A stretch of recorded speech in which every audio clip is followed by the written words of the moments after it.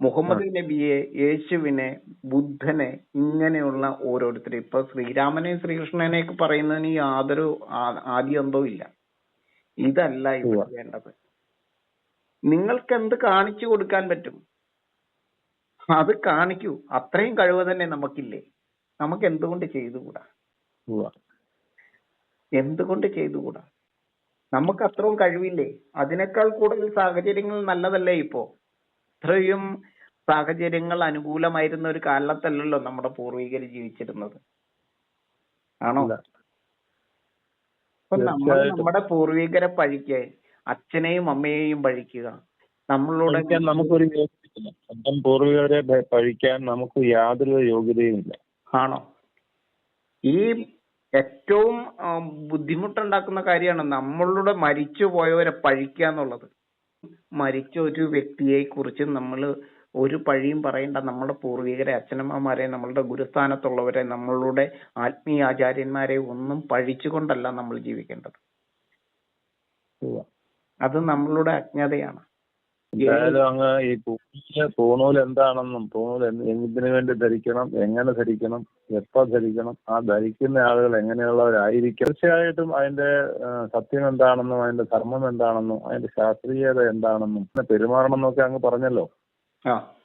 അവരോട് എങ്ങനെ പെരുമാറണം എന്നുള്ളതും കൂടെ നമ്മൾ പഠിക്കേണ്ടിയിരിക്കുന്നു. അതെല്ലേ?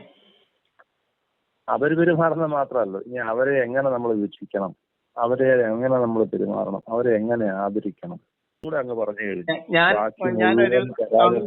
അങ്ങയുടെ ഓർമ്മയിൽ ഏതെങ്കിലും ബ്രാഹ്മണൻ അങ്ങയോട് ഒരു മോശമായിട്ട് പെരുമാറിയത്, കൈയെടുത്തോ അല്ലെങ്കിൽ തല്ലിയോ, എന്തെങ്കിലും ഒരു സംഭവം അങ്ങക്കുണ്ടോ അനുഭവം?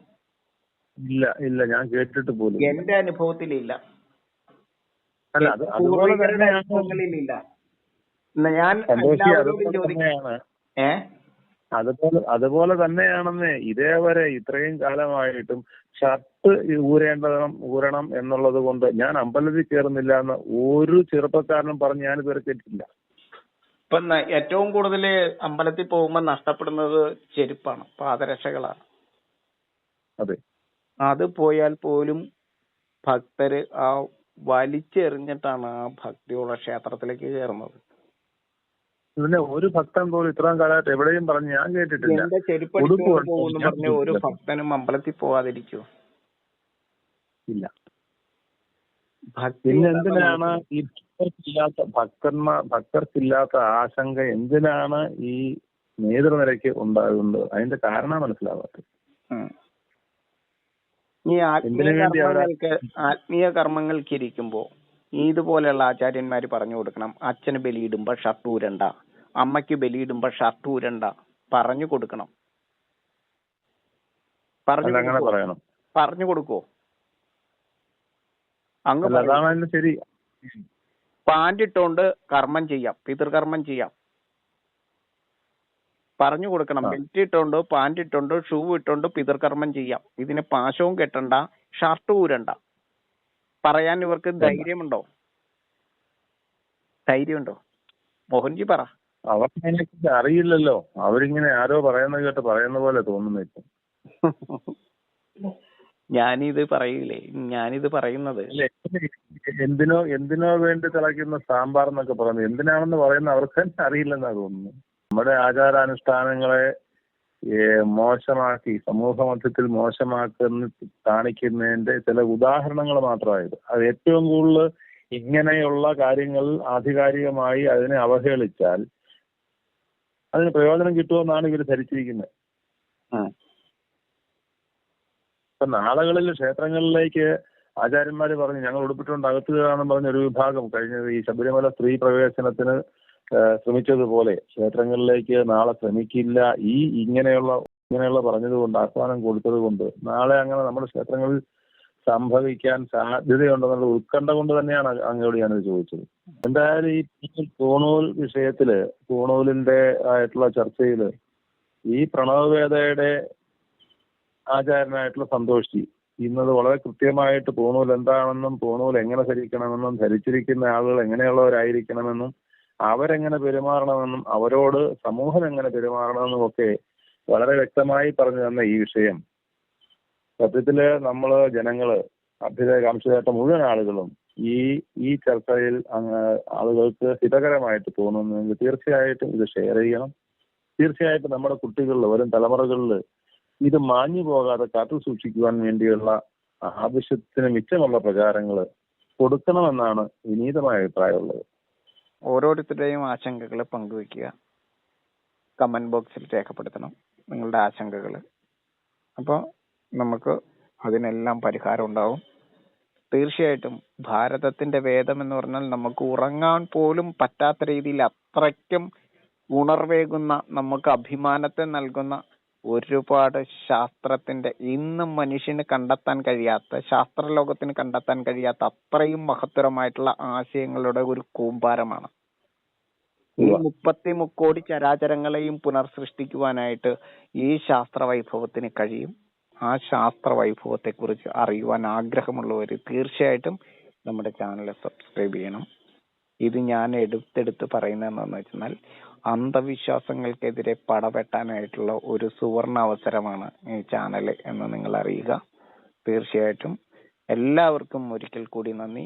പൂണൂല് നമ്മൾ വെറുക്കേണ്ട ഒന്നല്ല, നമുക്ക് ആദരവ് തോന്നേണ്ട, ആരാധിക്കേണ്ട ഇടങ്ങളെ സൃഷ്ടിക്കുന്ന ഏറ്റവും വലിയ, നമ്മൾ എല്ലാവരും ധരിക്കേണ്ട, ശരിക്കും പറഞ്ഞാൽ നല്ല ധാരണയുണ്ടാവണം പൂണൂലിനെ പറ്റി എല്ലാവർക്കും. ആ ധാരണയാണ് ഇപ്പോൾ തെറ്റിദ്ധാരണയായിട്ട് നിൽക്കുന്നത്. ആ തെറ്റിദ്ധാരണ മാറണം പൂണൂലിനെ കുറിച്ചിട്ടുള്ള. അല്ലെങ്കിൽ ഒക്കെ പിന്നിലുള്ള ഒരു അജണ്ട എന്ന് പറഞ്ഞാൽ വളരെ നമ്മൾ ഊഹിക്കുന്നതിനും അപ്പുറത്താണ്. അപ്പൊ മോഹൻജി, ഏത് തരത്തിലുള്ള വിശ്വാസികളുടെയും അനുഷ്ഠാനങ്ങളെയും ആചാരങ്ങളെയും കാലങ്ങളായി നശിപ്പിക്കുവാൻ വേണ്ടി ശ്രമിച്ചുകൊണ്ടിരിക്കുന്ന, അതെ തീർച്ചയായിട്ടും ആ ഒരു കാര്യം ഇപ്പൊ അങ്ങ് പറഞ്ഞ വളരെ കറക്റ്റാണ്. കാരണം ഇവിടുത്തെ ക്രിസ്ത്യാനിയെയും ഇവിടുത്തെ മുസ്ലിങ്ങളെയും ഇവിടുത്തെ ഹൈന്ദവ വിശ്വാസികളെയും തമ്മിലടിപ്പിച്ച് ചോര കുടിക്കാൻ ആഗ്രഹിക്കുന്ന ഒരു പറ്റം ആളുകൾ, ഒരു വലിയൊരു കൂട്ടം ഇവിടെയുണ്ടെന്നുള്ളത് ഉറപ്പാണ്. അല്ല, എല്ലാത്തരം വിശ്വാസത്തെയും തകർക്കാൻ വേണ്ടി നമ്മള് മനഃപൂർവ്വം പ്രണവവേദ കാണുന്ന എല്ലാവരോടും പറയേണ്ടത്, എല്ലാ വിശ്വാസങ്ങൾക്കും അതിൻ്റെതായ ശാസ്ത്രീയതയുണ്ട്. ആ ശാസ്ത്രീയതയെ വീണ്ടെടുക്കുവാനായിട്ട് എല്ലാവർക്കും കഴിയും. നമ്മള് ശാസ്ത്രത്തിൽ വിശ്വസിക്കുക, അന്ധവിശ്വാസം പൂർണ്ണമായിട്ടും കൈവടിക്കുക. ഇതാണ് പറയാനുള്ളത്. ഇപ്പൊ പ്രണവവേദ എന്ന് പറയുന്ന ആ സിദ്ധാന്തം, ശ്രീരാമ സിദ്ധാന്തം, ഈ ലോകത്തില് ഏതെങ്കിലും ഒരു വിഭാഗത്തിന്റെ മാത്രം വിശ്വാസത്തിന്റെ അല്ല, മുഴുവൻ വിശ്വാസികളുടെയും, ഏത് തരത്തിലുള്ള വിശ്വാസികൾക്കും പൂർണ്ണമായി ഉൾക്കൊള്ളാവുന്ന ശ്രീരാമ സിദ്ധാന്തമാണ് പ്രണവവേദം.